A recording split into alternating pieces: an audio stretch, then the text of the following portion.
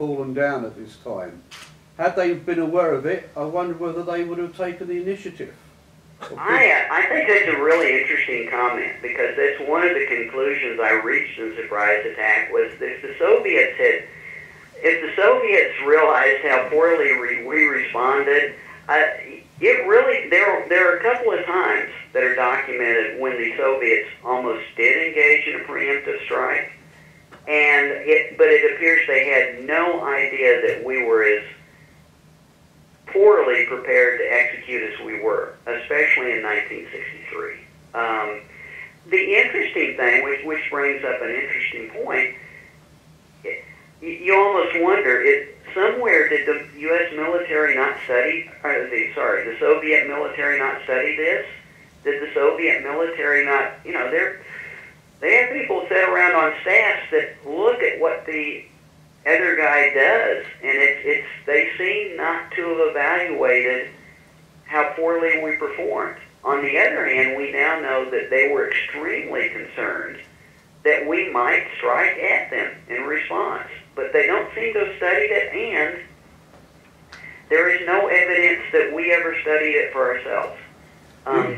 You can find what are called after-action reports and studies within the military of almost any major military event, because the military wants to know how well it did and ostensibly correct itself. And these days, all of these types of actions, national emergencies, have exercises to prepare for them and after-action exercises to evaluate them. None of that existed in 1963, and I could find no. For example, the Warren Commission. Part of the Warren Commission study was to allow the Secret Service to look at itself, right? This shows up in their after-action response, shows up nowhere in that study. A lot about protection, but none about after the fact. And I can't find any sign the military looked at it. So, in response to your question, yeah, it's probably really good the Soviets didn't realize it, and it's amazing that we don't appear to have realized it ourselves. And that will become clearer when we get to the next event, which you would expect to be different, but actually wasn't that much. Any other questions at this point? One more from Malcolm. Yes, sir. I didn't hear you address the National Emergency Airborne Command Post. Oh, I did not, Malcolm. I'm sorry. I should have. As part of the communications that should go into play, of course, the National Military Command Center was in communication with the Strategic Air Command as well as the Navy's command chain to its missile subs.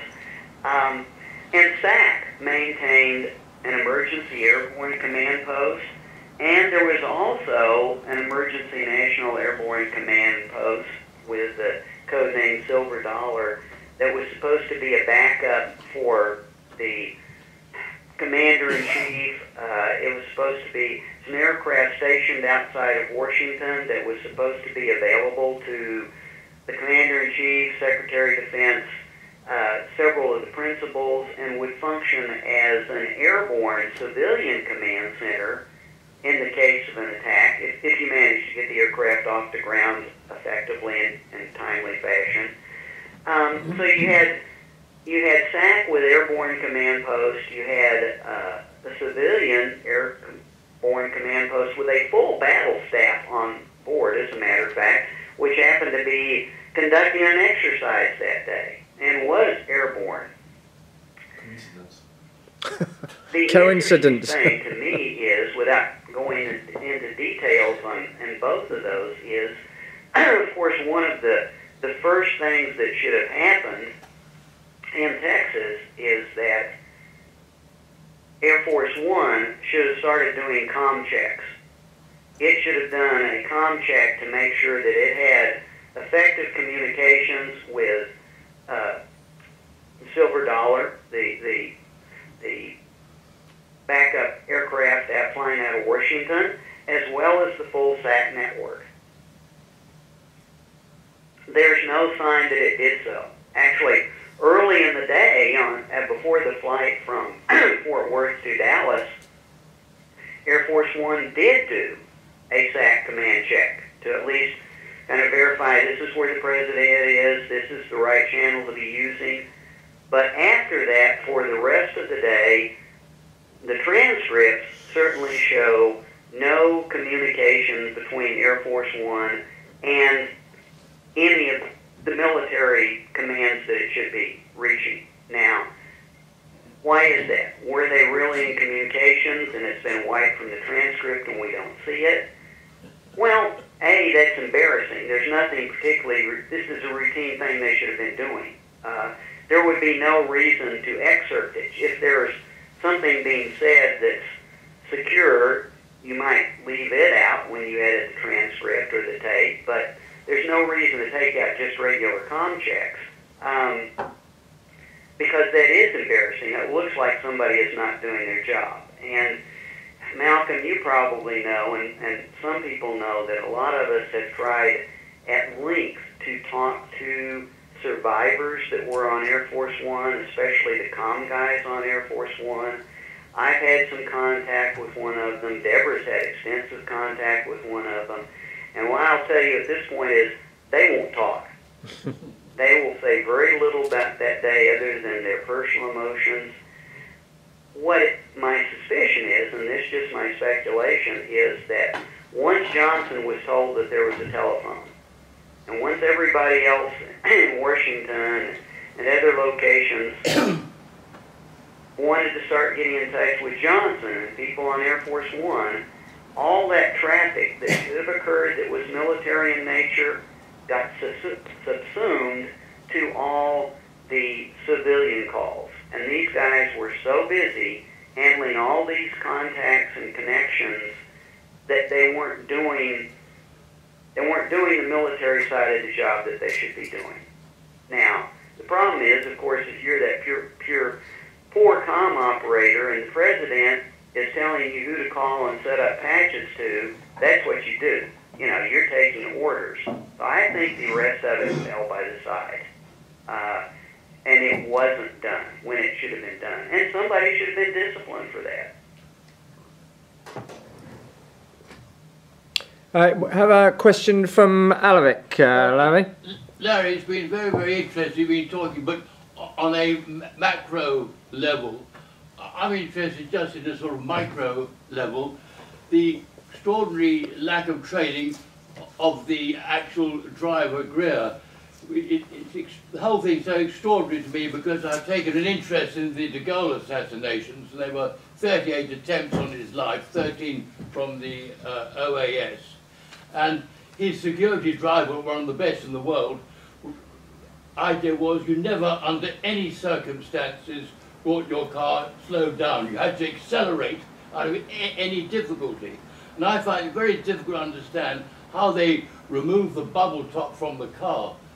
It wasn't a bullet shield, but if anything, if they had a bubble top there, if anything had hit that bubble top, the driver should have been told to accelerate right out of difficulty, not to consult Kellerman, not to consult the president. It should be in the clear order, and everybody in the car should have known what his order was. You put your foot right down, and you go right out of the problem. And that's what General de Gaulle's security driver did. De Gaulle was driving along a road, suddenly the whole road burst into flames. The driver went straight through at 90 miles an hour, and when they shot at his car, the wheels of the car, the driver accelerated at tremendous speed, and he got the car inches apart from the wall in a very small gap. They were highly trained, these security drivers, really the best in the world. And I can't understand how anybody could be like Greer and slow down the car. So one thing you never do is bring the car to a halt. Well, I think part of the answer to that question, I know it's hard to believe. The security for most foreign leaders, I'm not sure that it's always been this way, but is generally conducted by the military or special groups of the military, special services from the military, who are who are very keen and very well trained and who have really good reflexes. That is not the way that the United States operated then, and I'm not sure that's the way the United States operates now. Although we have not been able to, and Malcolm may answer this, as far as I know, no one has been able to retrieve a copy of the Secret Service training manual or protocol manual that was in existence prior to 1963. No. We have copies after the fact, but we know that it was revised heavily after the assassination to address a lot of things that weren't in it before. But Malcolm, are you aware of anyone that's found a copy of that? No, I looked for it. I could never find it. Yeah. So, Alaric, I think the answer is, and my impression from what, not just this, but training for there was no training other than pick big guys, they're physically imposing, put them on a gun range for a time, and then tell them where to go and what to do. And there just wasn't an extensive program for these people. And these people, the White House detail was a pull from the general Secret Service function. It wasn't that it was an elite group particularly. And unfortunately, every indication that we have is that it was just the opposite. It was older guys with, as in Greer's case, terrible.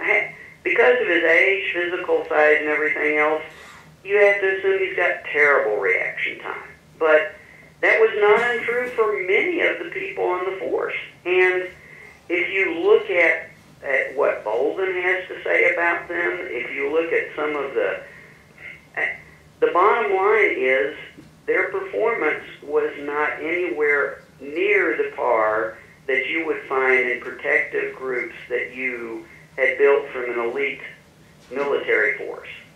Now, if you roll that forward in time, if you've been following American national news over the years, and even during the Obama administration, what do we find?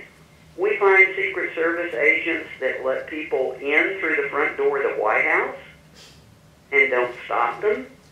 Now, I got to be telling you that what we see in Dallas is probably no dumber than having somebody get virtually able to go upstairs in the White House at will. You have Secret Service agents that get drunk and crash into barriers at the White House in 2015 after 9/11. It never seems to get any better. And I don't know why we can't seem to. So I certainly can't.